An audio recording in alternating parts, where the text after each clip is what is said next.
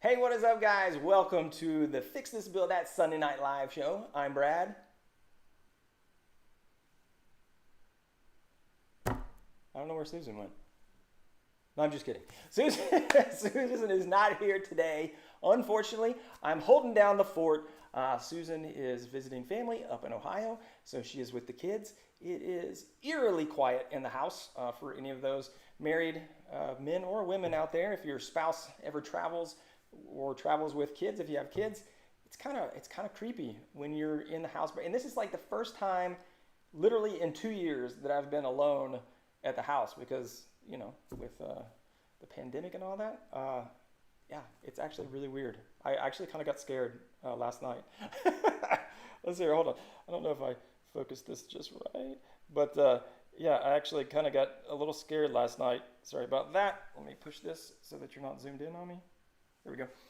Because I was like, this is weird. I'm like expecting, when you're not expecting people to be in the house and then you hear noises, it just, yeah, I was being a little bit of a weenie. But before we jump into stuff, I do want to welcome some folks who joined the Builders Club this week, who they are not weenies at all. We had Brian Mundy, Brett Doering, Hugo Alvarado, and CINCY Boy.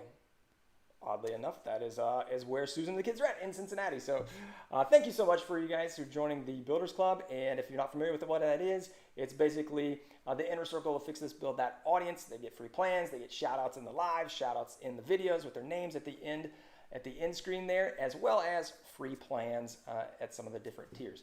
If you're interested, you can go check that out at fixthisbuildthat.com/Builders Club. And thank you to all the Builders Club folks who are on today as well. All right, let's see who we have in the chat. Let's see, we got Cody Miller. What's up, man? Cody coming in hot, man, coming in early. Stan Powell, what's up, Stan? We got Travis, he was also over there on Instagram. I love it. Tom, what's up, dude?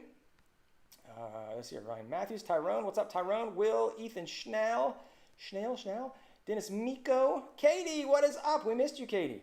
Okay, it's been like a couple weeks, Katie. We missed you. Brian Farnf and Alan Isaac, and yeah, that is it. Awesome. Yeah. So this week I've been working on a bunch of stuff.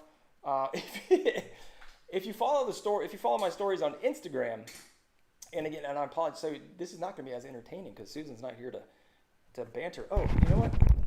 I'm probably super quiet. Sorry about that. Hopefully this is better. Yeah. Well, I was talking loud enough that I'm sure you could hear me, but I probably sounded distant. So Susan was not here to remind me to put that on. Perfect example.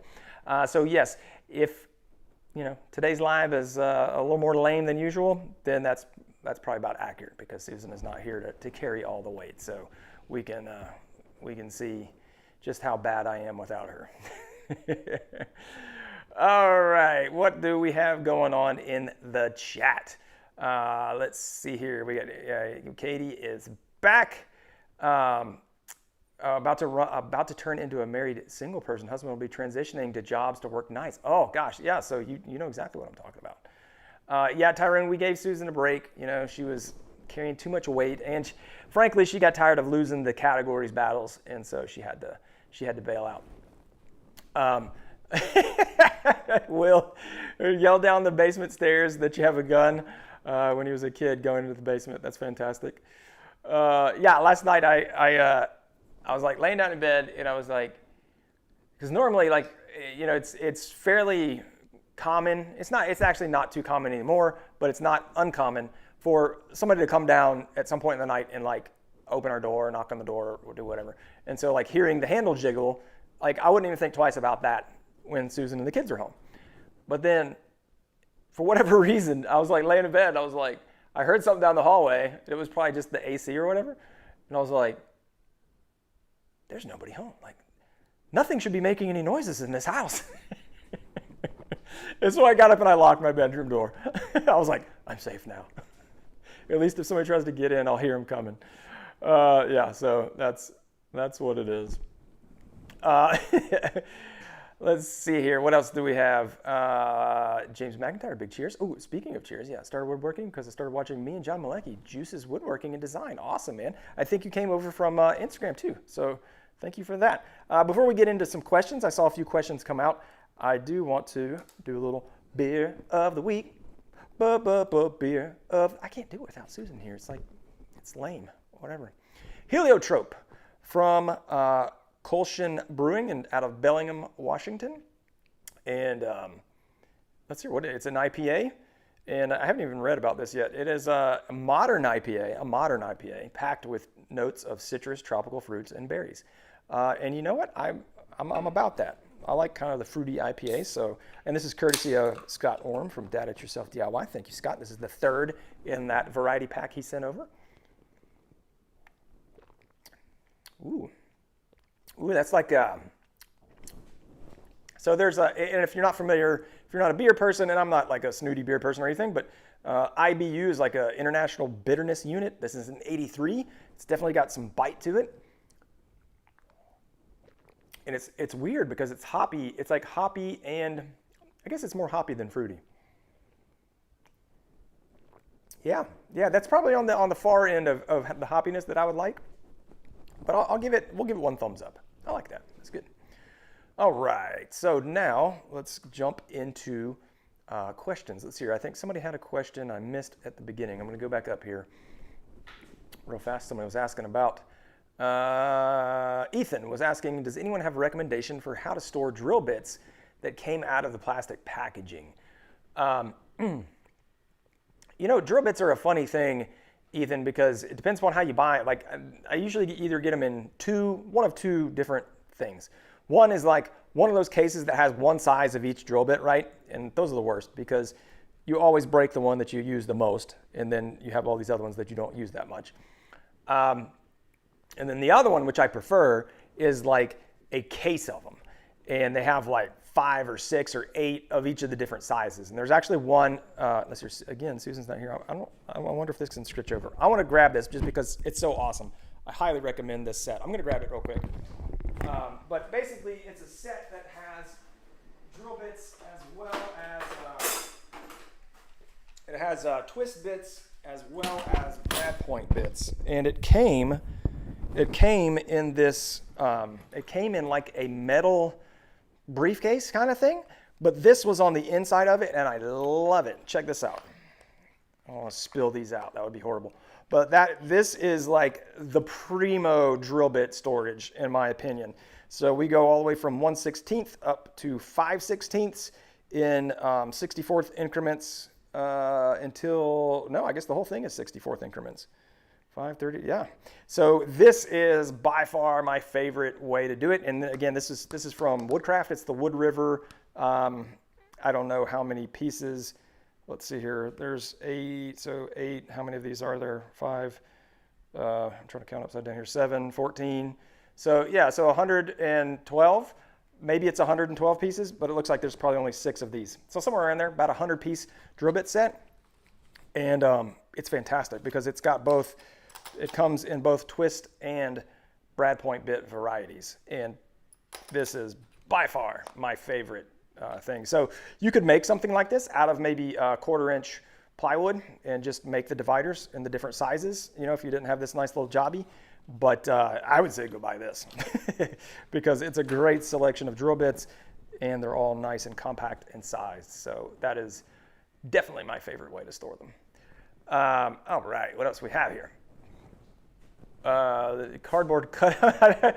Tyrone, we talked about that. We talked about getting a cardboard cutout of Susan. Yeah, but we didn't. But I should have. I tried to duo her. Let's see if we can duo her. Well, I'm not an Apple person, so we're gonna see if we can get her on the line. How about we do that? Because I know, and see if she just wants to say hello. I'll hold her up to the screen just so. All right, let's go. We're hopefully she's not, indisposed or anything. It's a nice little ringtone. Kind of makes me want to dance. She's probably putting the kids down and wrestling with them right now, so she's not answering. But we'll leave a message, okay? Hey, honey, what's up? Everybody wanted to. Oh, there we go. Hey, honey, what's up? All the people on the live wanted to say hello. They're all there in the chat. they say hello, they miss you, and it's a bad time without you. So, all right, hope you're having fun. Love you, bye. There you go. Oh, sent.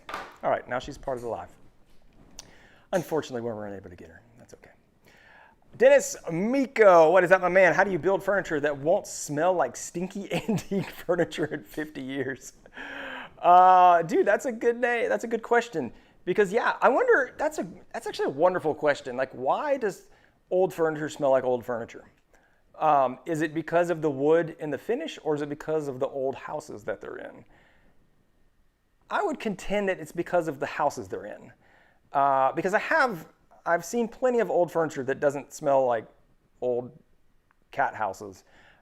And so, I would say just don't let your house turn into an old smelly house, and then your furniture won't smell like old smelly furniture. That's going to be my answer on that one. Let's see what we got here. Let's see when the beers do go down a little smoother when the wife and kids are not here. I've got to watch myself. Ethan, Ethan, if you're for everybody who is underage, beer's not great. It's just, it's a little pastime. And if you're underage, don't drink underage. You're not missing anything. And when you have your first taste of beer, you'll be like, wow, that's horrible. And you'll be right. Brian, what finish would I recommend for a bathroom vanity top?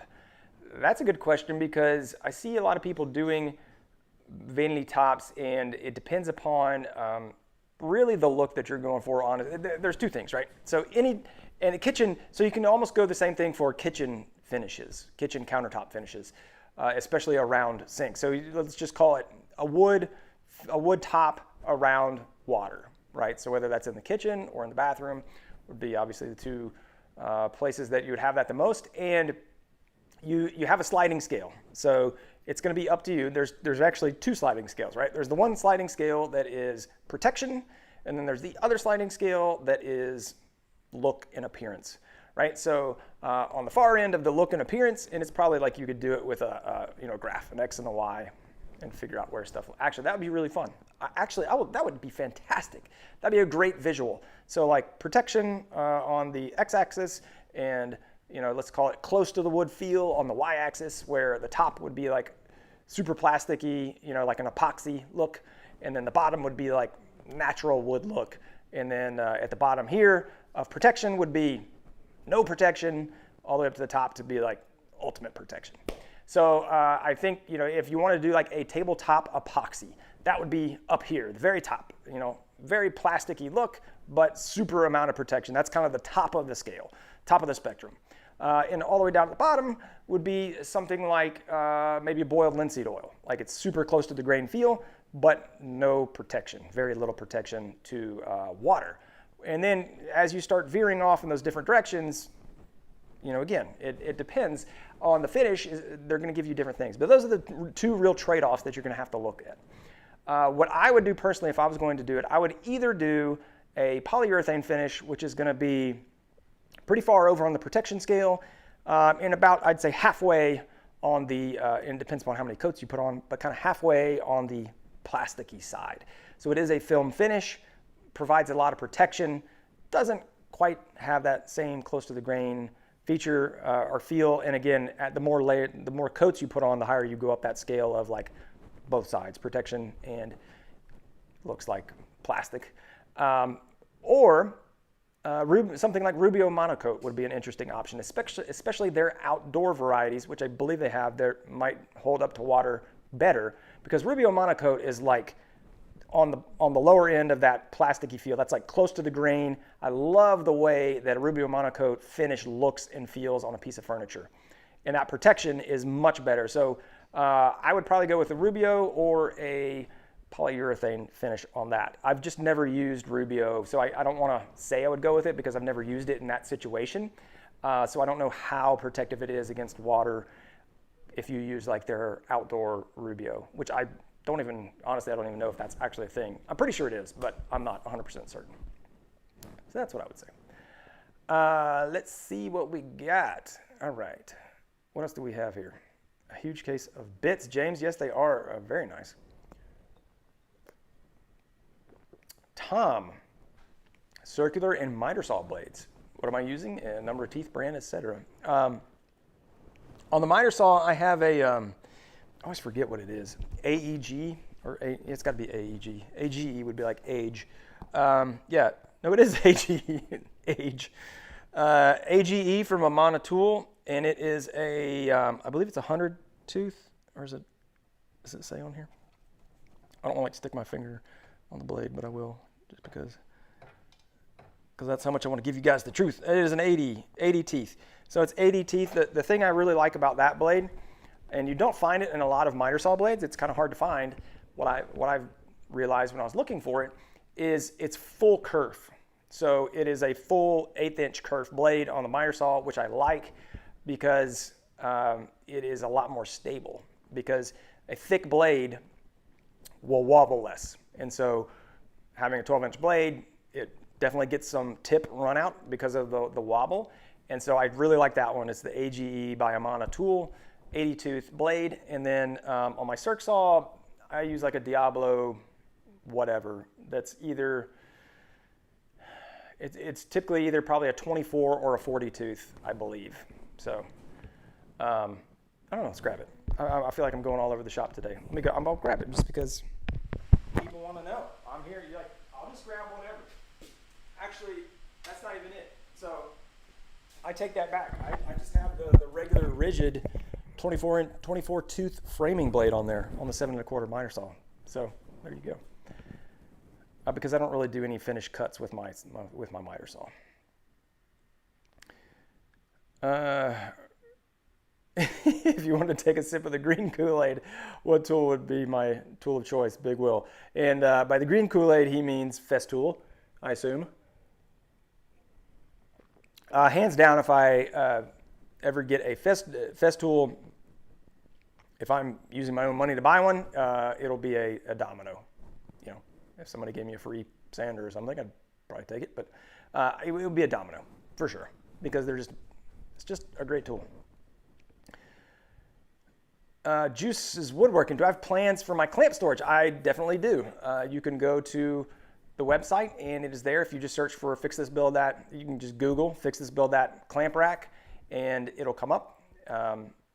I've got plans for the one that holds all the parallel clamps, and then I also have a blog post.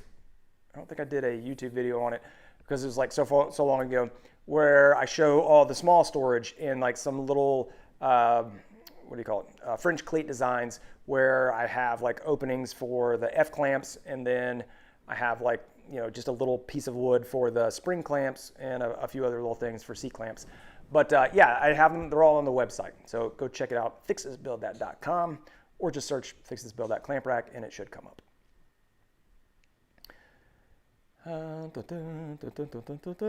James, wood absorbs odors, I believe. I'm sure it probably does, because it's, you know, it's like a straw, or the fibers are like a straw, I guess. Animation Creations 42. Something that confuses him in the U.S. is the studs is 2x4s, but here in the U.K. they're 2x3. That case of things just being bigger in the U.S. So that's an interesting question, Animation Creation, because I did some research. I was doing some research and trying to find out what different measurements are used in other parts of the world outside the U.S., so specifically metric. And I did hear that a lot of times, a lot of the wood is still sold as 2x3 or 2x4, but I did hear a lot of 2x3 in England. And so is 2x3 still dimensional, where it's 1.5 by 2.5? Is that the measurement, or is it actual 2x3? Because here our 2x4s are 1.5 by 3.5. And that really confuses a lot of people, especially people just getting into woodworking. They're like, what do you mean? A 2x4 is not 2x4? Like, no, it's not. Neither is a 1x4. It even gets weirder as you go up, because like a 1x4, let's just go by 2x4. So 1x4. So 1x4 is 3.5 inches on the next one. A 1x6 is 5.5. A 1x8, I believe it then goes down to 7.5. I don't know, is that 7.5 or is it 7 3/4? Or excuse me, 7 1/4 or 7.5.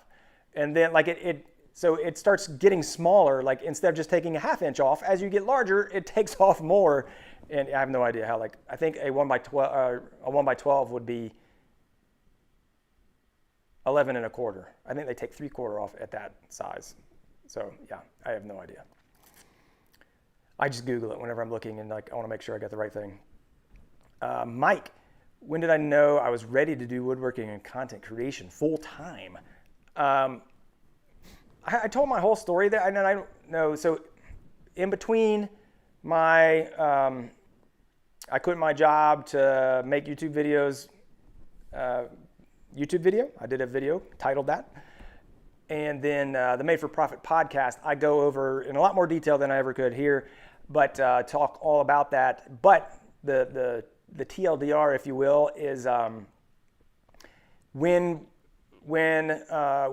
what we were doing was a plan of how Susan could start working and cover our expenses. So when we knew that we could cover our expenses by Susan going back to work, and so a lot of that was like getting rid of debt, getting rid of, paying things off. So when we knew that basically if YouTube failed, that we would still be okay financially, that's what we were doing. And then also when my daughter went into kindergarten. So those two things combined, when we knew that we could financially make that decision, and then when Susan didn't have to stay home with our youngest, that was when we made the call.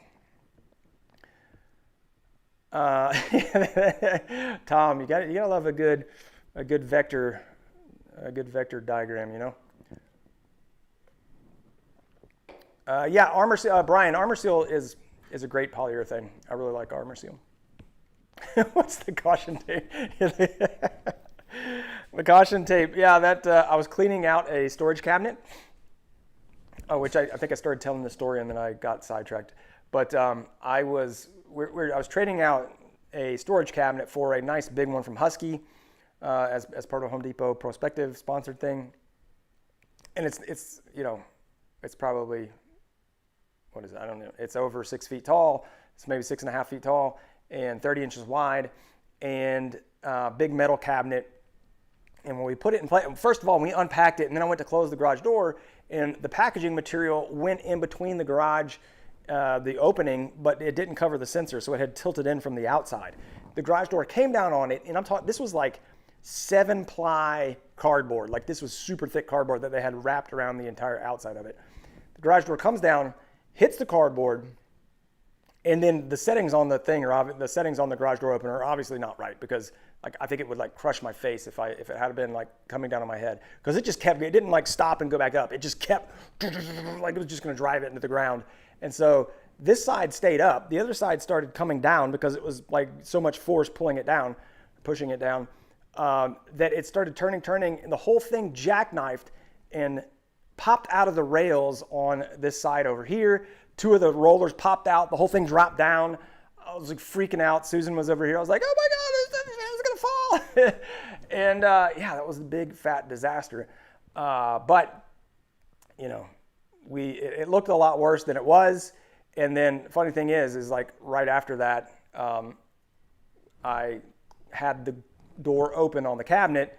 So we had a guy come out like within, this whole thing happened, like by the time it happened, and then like 2 hours later it was fixed. We called a guy out. $190 later, I had it fixed. Like, that's a great way to spend $200. Said no one ever. But he did get it fixed. And then literally 30 minutes later, I had the door open, and the thing came down, or excuse me, I didn't have the door open. It's so much taller than the old one. The little bar that you put your foot on to close the garage door from the inside hit the corner of it, and it popped the cable off the wheel. And luckily I watched what he did the first time, and I just fixed that myself. But so that's where the caution tape came from. It was in that cabinet, and I should have put it all over to like, don't touch this, because it was a disaster. So yeah, that's what the caution tape. But the reason I have it in the first place was because when I seeded my lawn, I did it right before Halloween. I put it around my yard because I didn't want kids running in the yard and killing my grass. So there you go. Get off my lawn, kids. Let's see here. What else we have?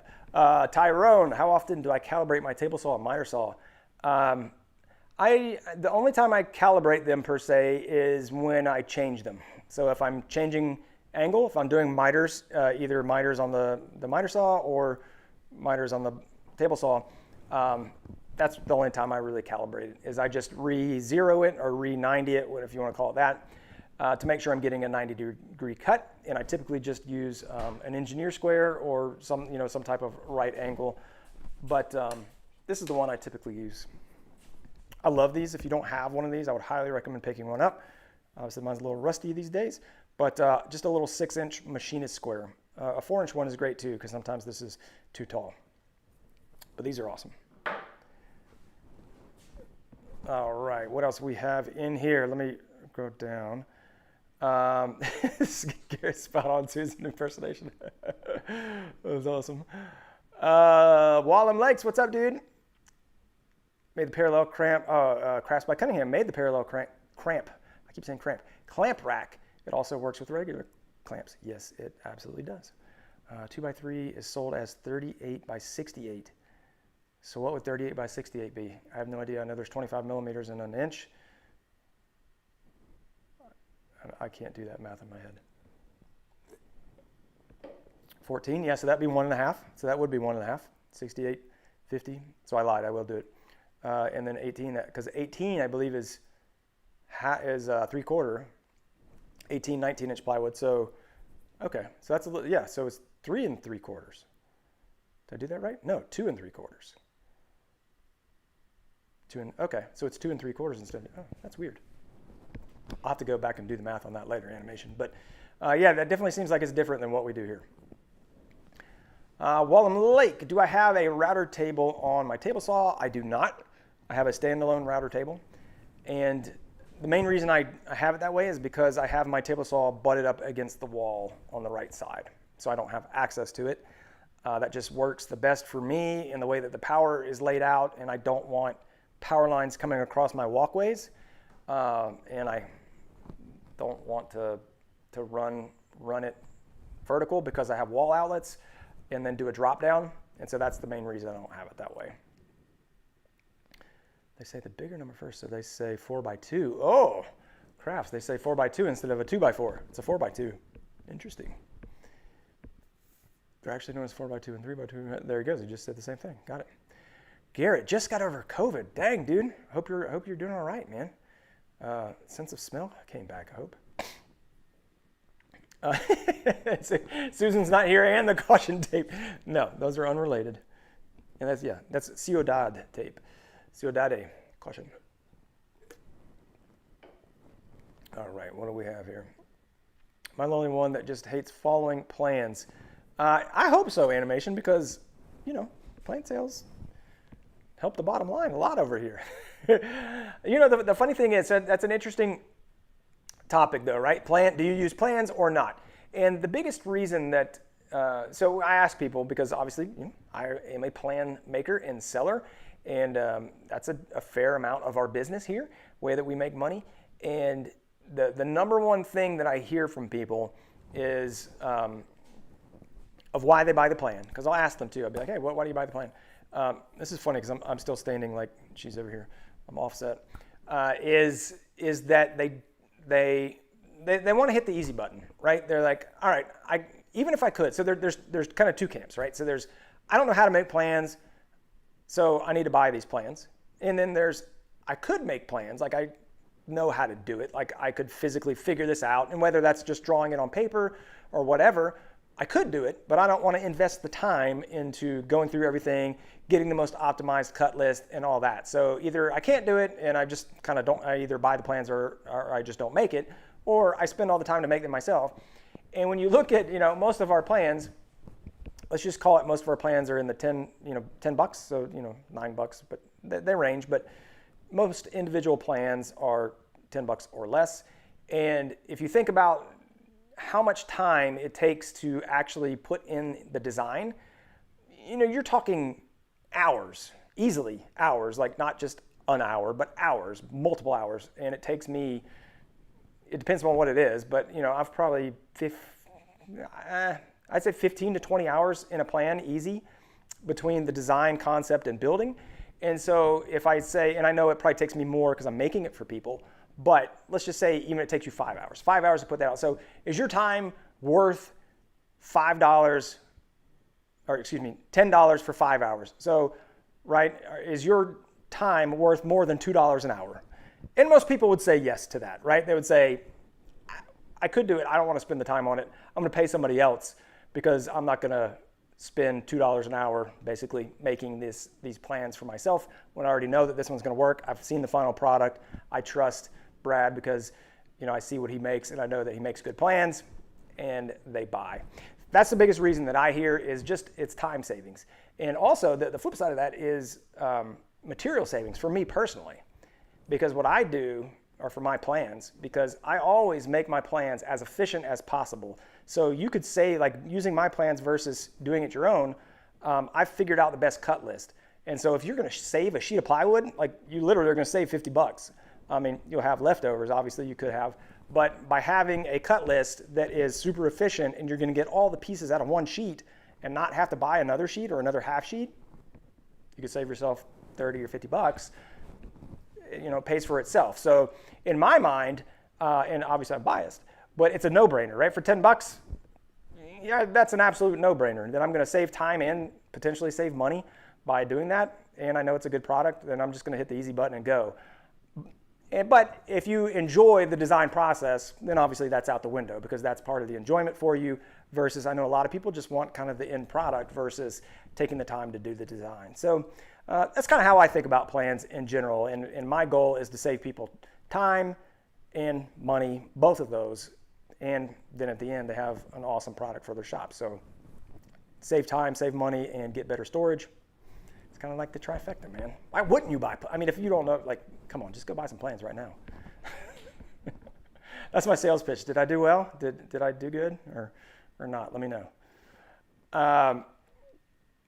Let's see. Tom asked about joints for cabinet doors. Tried pocket holes this week. Didn't go well. Oh no, Tom. Yeah, that is the one thing about pocket holes. Or one thing about pocket holes is if you're, you know, if you don't have it clamped like super good, you can move and get gaps in there. Especially on a joint like that where you want it to be flush. If you don't have it clamped within an inch of its life, it can go south. All right. There you go. Yeah, Wallem. That's a lot of people also buy plans and then customize them to meet their needs as well. They're just like, I want to get a good idea and then edit it from there, which is great. Pritchett's projects just got started 10 months ago, and his biggest challenge is keeping things square. Well, guess what, Pritchett? I've been woodworking for almost 20 years now, and my biggest issue is getting things square still. So that is a kind of a lifelong issue. I tell you what, sometimes it goes great, and then other times, like when you're working on a carcass for a cabinet, it is so easy for things to get out of square if you have any type of bend or twist in plywood. Same thing, you know, with anything. Anytime there's a bend or a twist in any piece of wood, like it can go south so fast. And the thing that you learn as you make more and more projects is how to deal with it and how to get around that and how to adjust for it or how to see it and correct for it in the beginning if you're using solid wood. If you're using plywood, you either use it or you don't. There's not much you can do with it versus like if you have an oversized piece of wood, you could plane it, join it, and get it back to something that is square. But yeah, that's don't feel like you're doing something wrong. That is that is the way, as the Mando would say. Struggling with squareness is a lifelong journey in woodworking. All right, what else do we have here? Juice, what's the best way to get sales up when just starting out? Sold quite a few cutting boards, but I want to expand my business. Juice, first of all, is congrats on selling the cutting boards. That's awesome. So the best way is to go to those people you've already worked with. You've already got a customer base. Talk to them because hopefully they're having a good experience with their cutting board. And so the next thing will be like, hey, you need a table to eat the food that you prepare on that cutting board? I got you. Is really using the connections you already have. So that's going to be the easiest way, 100% easiest way, because you've already got that relationship. The next piece, I won't dive into too much of it, but is, then you start getting into marketing, whether that's on social media, word of mouth, local advertisements, whatever it is. Two of the biggest places I would say would be Facebook Marketplace and social media. If you have any type of following on Instagram or Facebook, a Facebook page, business page, TikTok, wherever, anywhere you've got social following, let people know that you're making custom furniture, and let all of your friends and family know, so that when they're talking, you get that word of mouth. But go to those people that you've already made things for and say, hey, I'm expanding the business. Do you have any needs for custom woodworking? You need a table? You need some cabinets? Like whatever it is that you're trying to get into, talk to them. That's a great place to start. Let's see here. Lisa loves a good cut list. I do too, Lisa. That's one of those things. You get the cut list done just right, and it just feels wonderful. Ryan, what drive of screw do I use the most? Probably square drive, because I use, all the pocket holes are square drive, obviously, and then even, I don't know. Either square drive or Torx, because I use a lot of Torx. So if it's not a pocket hole, I'm probably using Torx for my regular screws. And so I would say, it depends on what kind of project. But since I make a lot of cabinets, I'm using a lot of pocket holes. And that's probably the square drive is the one I use most, because I use pocket holes more than anything else in my shop furniture, which is the majority of the stuff that I've been building in the past few years. But if it's any type of fine furniture, it's typically a Torx drive that I like the Spax screws. And then I think even the Power Pro ones, I think those are Torx as well. It's either that, and then like the next one would probably be like Posi drive after that, which is like a combo of square and Phillips. But I love Torx. Torx is awesome. They don't hardly ever strip out. Let's see. What's it got? Will, now that I'm not sponsored by Jet, what's my real thoughts on the 13-inch lunchbox planer? Seems like a great machine other than Snipe. What do I do to help it? So, first of all, Will, just because I'm sponsored by a company doesn't mean that I am going to tell you, what they want you to hear. That's not going to happen at all. So typically, if I'm working with a sponsored brand and there's a tool that I don't like, which has happened plenty of times, when I was with Rigid, there were definitely tools that I was like their miter saw. I got their, not this one, but their slider. They sent it to me. I used it, and I said, I do not like this. And so I have the option to say, I'm not going to use this in my shop because it's not up to my standards. I don't enjoy it. I'm not going to badmouth it, but I'm also not going to use it and say that I like it. So that's just not going to happen. Like the tools that I use, I endorse, or I will let you know if there's quirks and stuff. So I want to be real clear about that. Like even though I'm sponsored, like whatever you see in my shop that I got through a sponsorship, I'm going to shoot you straight. Like I'm not trying to make these people money at the cost of you, right? Like they want, and they don't want, most of them don't want that either, right? They want me to be authentic. They want me to be truthful. Like they want my audience to know what I think about it, because that's where they're going to make decisions. And they know that some of the products are not going to be great. Some of them are going to have issues, and the ones that I really like are going to shine as well.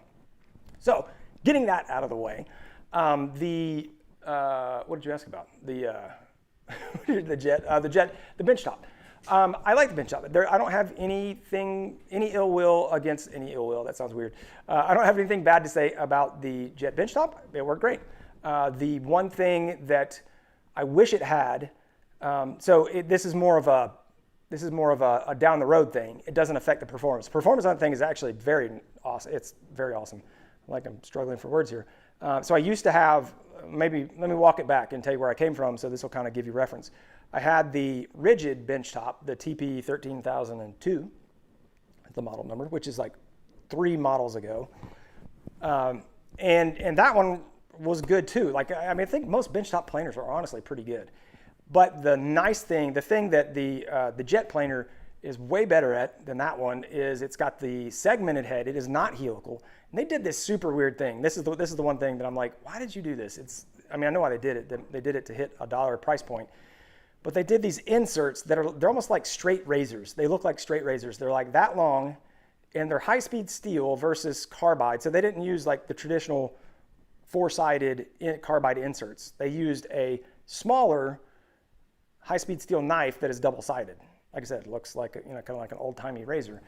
That's a weird decision. Now the performance on it is fine. I just wish it was not that, because they're high-speed steel, so they don't last as long as a carbide tip insert. The speed on it is fantastic, because I think it's like 26 or 28 feet per second. Not second, that would be really fast, wouldn't it? Feet per minute, what is that, inches per minute? What's that measurement? Feet per minute. Feet per minute. 26 feet per second would be kind of fast. And what else? The noise. The noise level is so much quieter than my old rigid. So, and then now I've got the 15-inch jet, which my biggest gripe with the 15-inch jet, which y'all can just see the corner of it, which is awesome, the heft in this thing, is it's a lot slower. It's only 20 feet per minute versus the bench top, which was like I said, 20. I think it's 26. It may have even been 28. I think it was 26 though. So you're talking like almost 20% slower. So when the first time I used this one, I was like, are you kidding me? Like, what is going on here? And I've also got, so I'm not liking this one at the moment because I just haven't got it tuned up. I haven't figured out exactly how to use it, and I've not used it in a lot of projects. I've not used it in any big projects yet. I've used it a few times for things around the house, but no, the jet one, no complaints whatsoever. I would recommend, my only complaint would probably be price, like $7.99. It's the top end of benchtop planers, and that it doesn't have carbide reversible inserts. That would be my gripe on that one, but it's a great machine.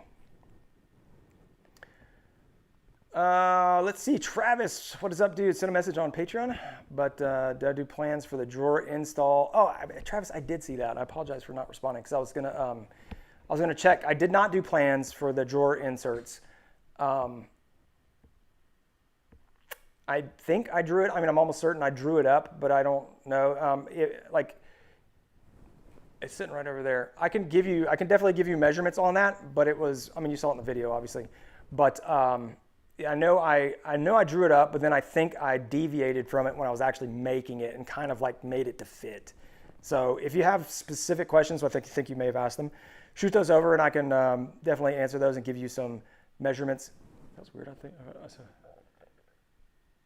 I swear I just heard somebody like stepping upstairs. Might have ghosts in my house. But I'll get you hooked up there, Travis, either way.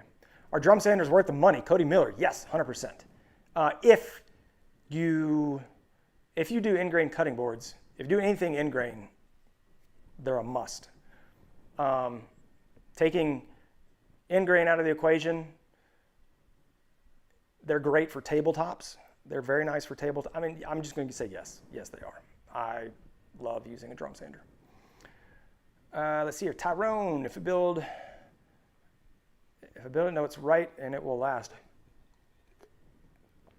100%. I love building things myself. Let's see here. Yep, everybody's loving the drum sanders. Ryan and Tyrone as well. Let's see here. Ethan, getting late. Have a good one, my man. Do I use self-drilling screws or normal? Ryan, a lot of the screws I use are self-tapping.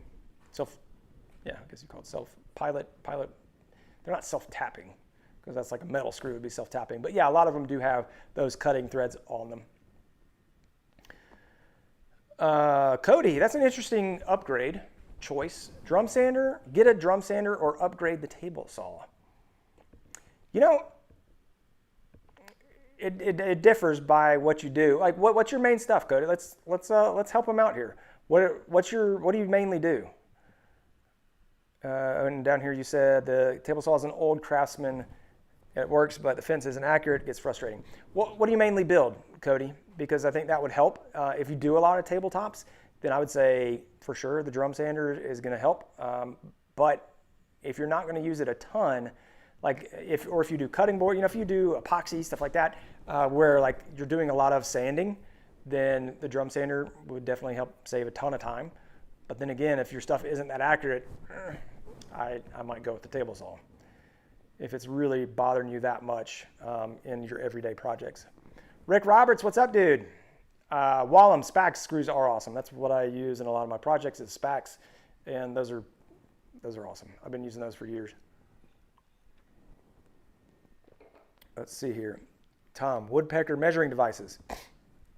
I do own some. They were, all the woodpecker ones that I own were given to me as a gift and or as a giveaway thing. I got one little, well, that's not actually true. I bought one too.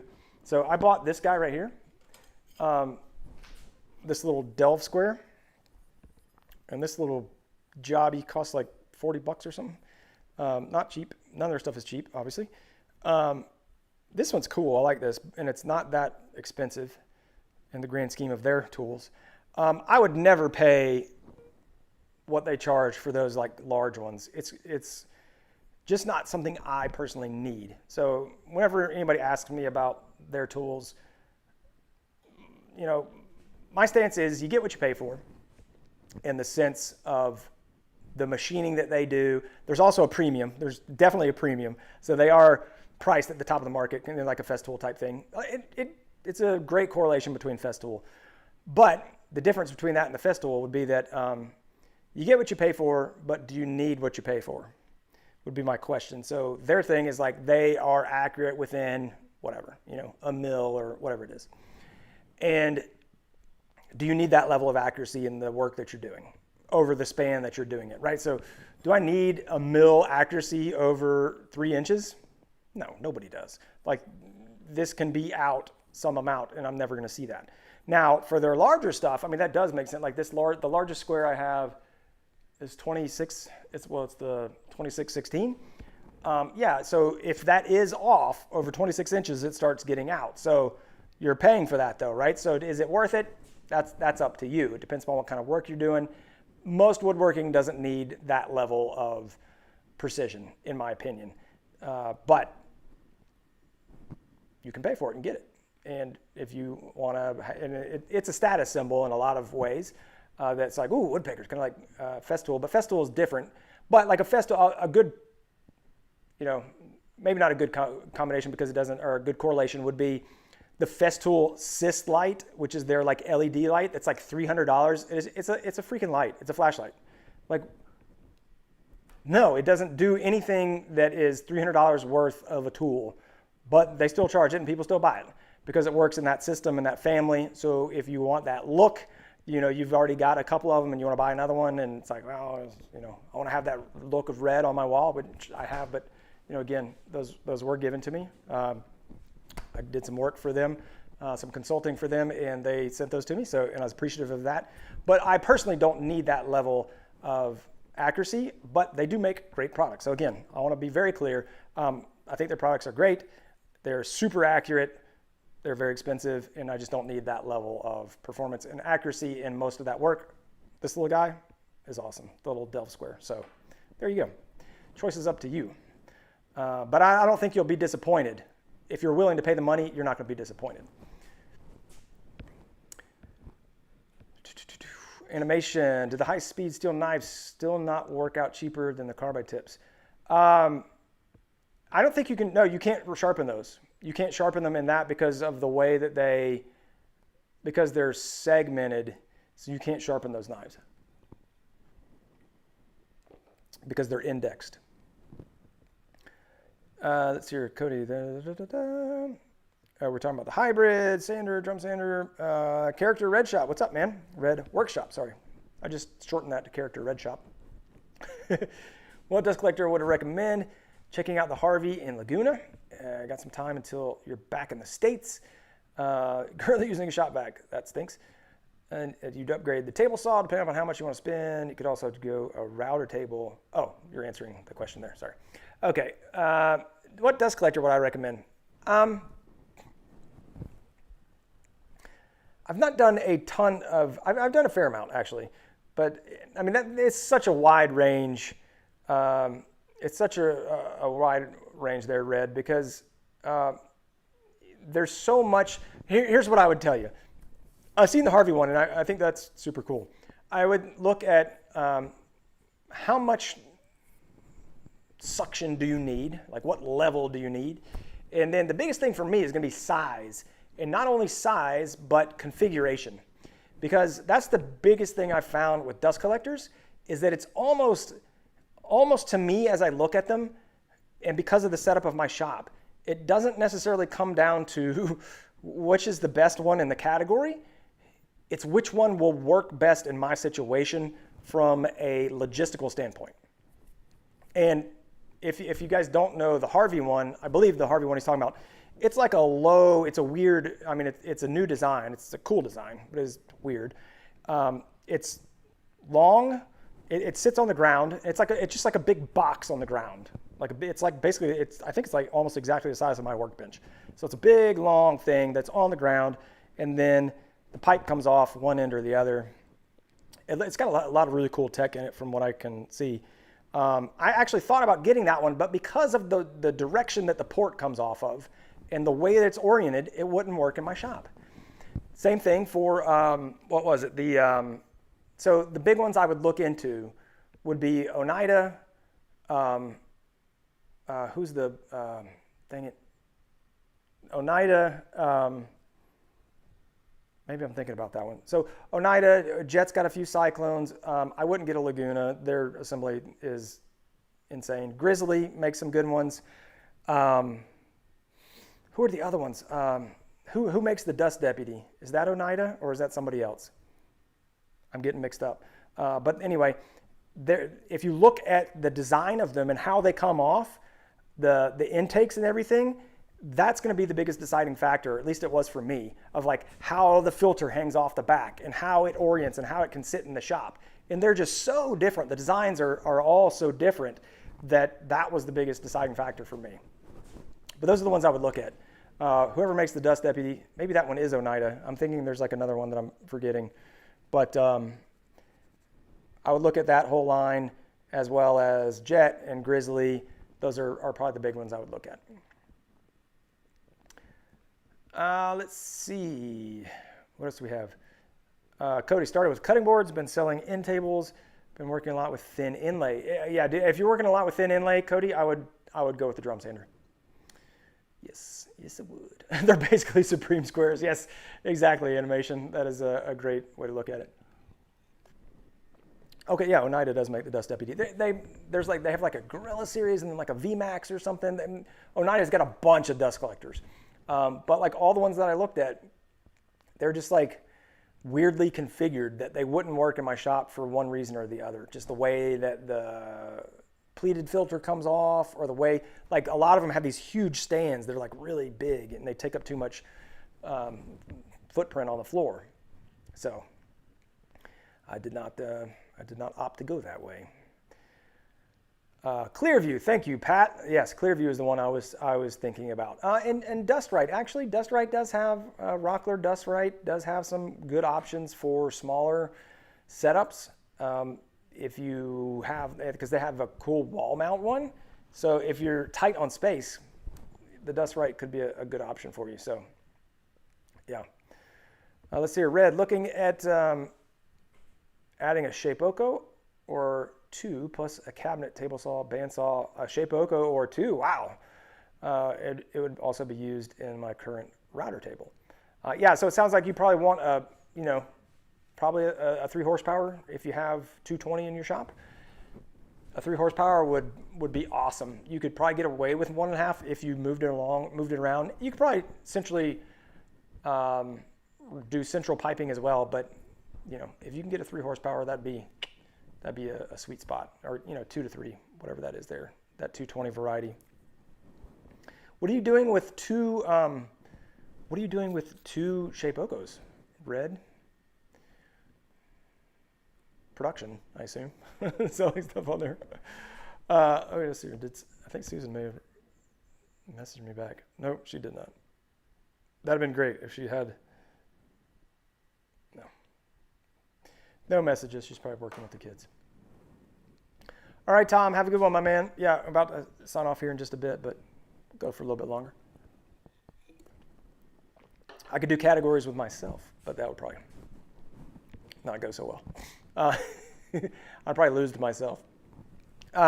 So So next project coming up, I am actually going to be working on a backsplash in the kitchen. I've not shown you guys, but we had the kitchen cabinets repainted. I think we talked about that last week, and it looks great. New counters in there. We've been working on that over the past, gosh, I don't know, 6 to 8 months. And finally, and I've not been doing any of the work, which has been great. But I do have to do the backsplash. So I'm going to be working on the backsplash this week. I've got several blog posts we've been working on that are not quite big enough for YouTube videos, but they're going to be going on the website. And what was the next thing after that? There was some built-ins for my son's room.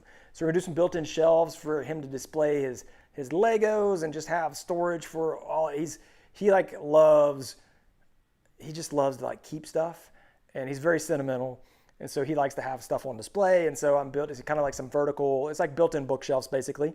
And then like 2 built-in bookshelves, or 2 sections, and then a desk, and then 2 more sections. I'm not sure if I'm gonna make all of that one thing, like have an integrated desk, or if it's just gonna be a gap and then we put a desk in there and then maybe have like a rolling file cabinet. I'm not quite sure on that, but that's the idea that we're tossing around, and I think it's gonna look pretty cool. Plan would be to make templates and sell to Etsy wholesalers for the Shapokos. Oh, cool. Just have them working all day while I make things myself. That's a great way to go about it, man. I've got the X-Carve. So the one thing to think about is, and I'm sure you've probably already thought about this, but if you haven't, is that it will be making a lot of noise all the time. So I wouldn't want to be working all day doing other things while the X-Carve is running all day. It's just too loud. That being said, I've seen people make a lot of cool enclosures. So you might want to go search if you've not already. I'm sure you probably have done all your research and everything, but there are definitely some really cool enclosures out there that can help reduce that noise, because I think if you've not worked with one already, you might be surprised at how annoying it is. It's not even like super loud. It's just like that constant, like high pitched, if you've ever used a router, you know how it sounds when you're cutting through wood. And having that screaming in my ear for several hours a day would not be fun. Stan, have a good one, my man.